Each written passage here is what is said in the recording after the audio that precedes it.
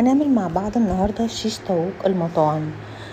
طبعا طري ومميز، طعم مميز جدا يا جماعة، وتست كده زي ما بنجيبه الجاهز من محلات المشاوي، وبنبقى عايزين بيعجبنا جدا اكتر من اللي بنعمله في البيت. وهي الخطوات سهلة وبسيطة جدا عشان نحصل على النتيجة دي. لون مميز جدا وطري بتركات بسيطة جدا، وكلها حاجات المكونات موجودة في البيت، ما بنكلفش اي حاجة او بنجيب حاجة زيادة. بصوا طري ازاي يا جماعة، والطعم بقى مميز جدا مختلف خالص. التتبيلة فعلا بسيطة وبتدي طعم مختلف خالص زي بالظبط اللي بنجيبه من بره. نبدأ على طول في الوصفة. هنجيب هنا بصلاية كبيرة وطماطماية كبيرة وثلاث فصوص كبار او فصوص توم، او ممكن لو هو صغير نجي نعمل اكتر بقى، يعني ما يعادل 3 فصوص كبار توم. تمام. وبنجيب بنحط هنا ملح وفلفل اسود زي ما قلت لكم، كلها مكونات موجوده في البيت ومش هنتكلف اي حاجه. بس النتيجه فعلا يعني ان شاء الله هتعتمدوه، اول ما تجربوه ان شاء الله هتعتمدوه، نتيجه تحفه جدا.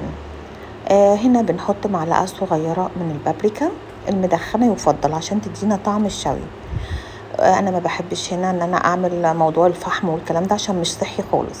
هنا معلقه ونص كبار من الخل، او معلقه، يعني من معلقه لمعلقه ونص. انا هنا حاطه معلقه وشويه، يعني معلقه وربع كده من الخل الابيض، ومعلقه كبيره من زيت الزيتون. تمام. هنحط هنا برضو معلقه كبيره من المستردة، تدي مزازه وطعم مميز جدا للتتبيله دي. وهنضرب هنا فرم ناعم في كبة او محضر الطعام، بنضرب فرم ناعم. بنجيب هنا قطع الفراخ، سواء صدور متقطعة او شيش معمول عند الفرارجي، نقول له عايزين قطع الفراخ تتعمل شيش او صدور، وبنقطعها مكعبات ونحط التتبيلة ونسيبها اقل حاجة نص ساعة. ممكن نسيبها اكتر من كده لو عندنا وقت، بس اقل حاجة نص ساعة. بعد كده بنجيب اسياخ الشيش اللي هي خشبية دي، بنحطها في مية قبلها يعني 10 دقايق كده اقل حاجة، علشان ما تتحرقش معانا في الفرن.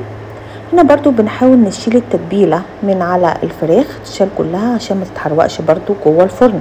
التركات دي كلها يا جماعة مهمة، وهي دي اللي بتفرق، التفاصيل دي هي اللي بتفرق في الطعم النهائي وفي النتيجة النهائية. بنبتدي نوزع بقى. لو احنا مثلا السيخ الواحد، لو قطع الفراخ كبيرة شوية بنحط 4 في السيخ الواحد، لو صغيرة بنحط 5، او لو وسط يعني بنحط 5. 5 قطع من الفراخ في العود السيخ الواحد من اسياخ الشيش طاووق. وبنبقى محضرين هنا شبكة وتحتها صينية. تمام. بنكمل بقى بقية الكمية، وبنحط هنا مية، حوالي 2 كوباية مية في الصينية اللي فيها اللي هي تحت الشبكة. المية دي هي اللي بتدينا الطراوة الأخرانية. أنا كنت عاملة معاكم قبل كده الكفتة برضو يا جماعة، وسلطة الطحينة في فيديو قبل كده، هسيبها لكم في البايو. طبعا اللي عايزه اقول لكم ان المشاوي دي كلها اللي بتتباع طبعا باسعار مبالغ فيها جدا جدا بره في محلات المشاوي، ممكن بسهوله جدا وبسرعه جدا والله، وباقل مكونات عندك في البيت بتعمليها، وبتبقى بتدي نتيجه تحفه. برضو الكفته عملناها قبل كده وضعفنا الكميه بتاعتها كمان بمكونات بسيطه، ضعفنا الكميه بتاعتها وعملناها في البيت. وسلطه الطحينه الجميله على فكرة يا جماعة هتجربوها وتعتمدوها ان شاء الله بإذن الله. بون ابيتي، اشوفكم الفيديو الجاي ان شاء الله على خير.